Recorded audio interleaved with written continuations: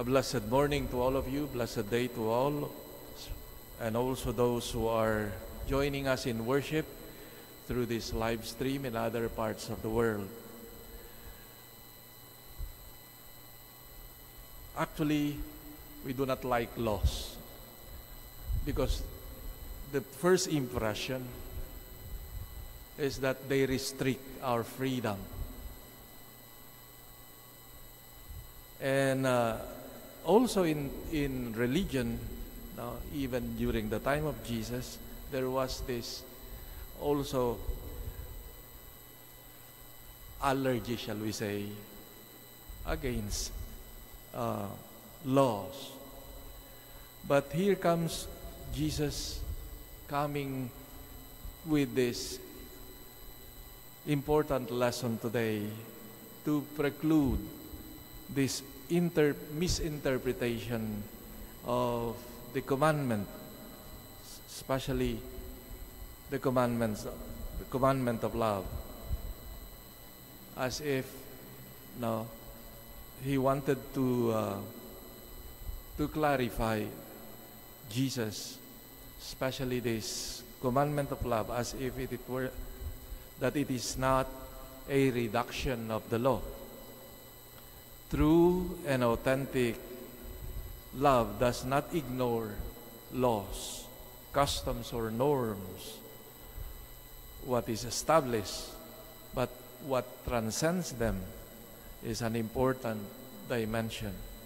The love to which we are called to is not an excuse to ignore the law, for example. I have come not to abolish the law, Jesus said, but to fulfill it. And this is what precisely he did, that he captured the essence of the law and gave meaning to it, as he would declare that he had come to fulfill it. We owe to Saint Augustine this saying, love and do anything, he said, whatever. But this is not really a kind of a license to do anything, because the one who truly loves, for example, sees what is true, what is good in that person, and or in the community in that sense. And Saint Augustine, for example, emphasizes that the law of love leads us precisely to do, to will, to desire what is truly good. And that is the most important thing that we have to remember in his in this saying. It is not a license precisely to do whatever you like, but rather, yes, when one truly loves, one is aware and must be capable to truly love by willing and doing what is best, what is good for the other person. So this commandment of Jesus, which is at the core of these commandments, is that of love.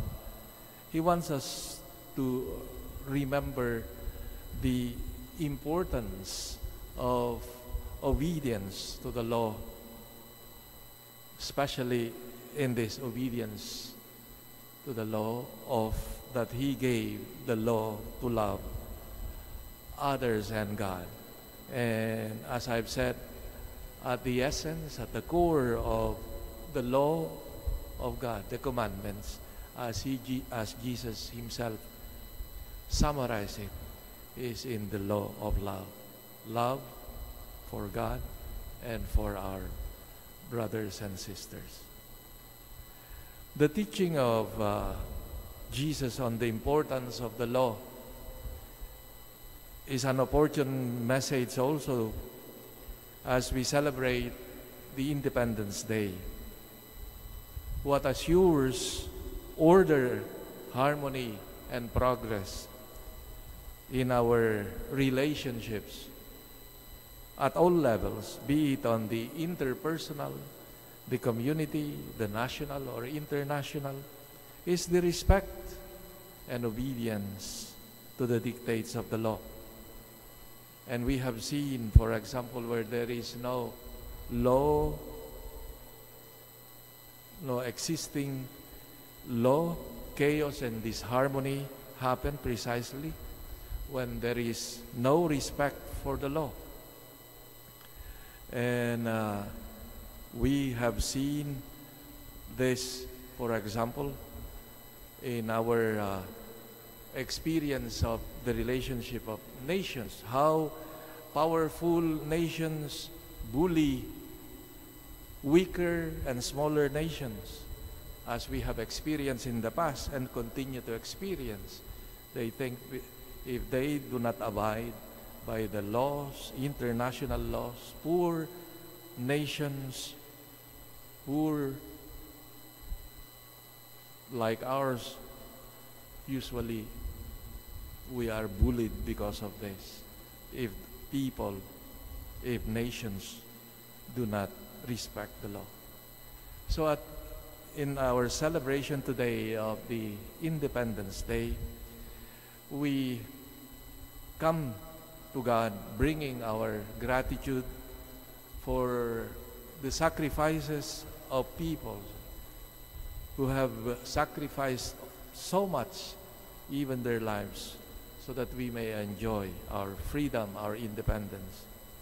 At the same time, the message also of these heroes is that we may learn from them their sacrifice also for our country, that it is also our responsibility as citizens, and especially for our leaders, to imbibe that spirit of patriotism and love for country and sacrifice for it.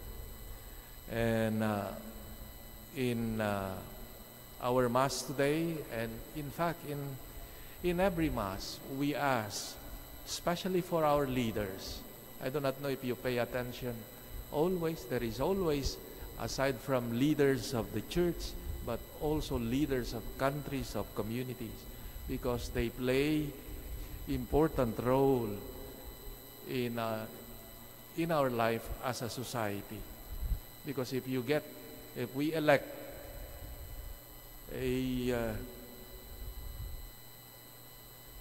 an unfit leader, who suffers? It is not only they, the whole country, the whole community. So it is part of our responsibility as church, as believers, also to pray to God that He may enlighten our leaders to work and for the good of the country and for its progress.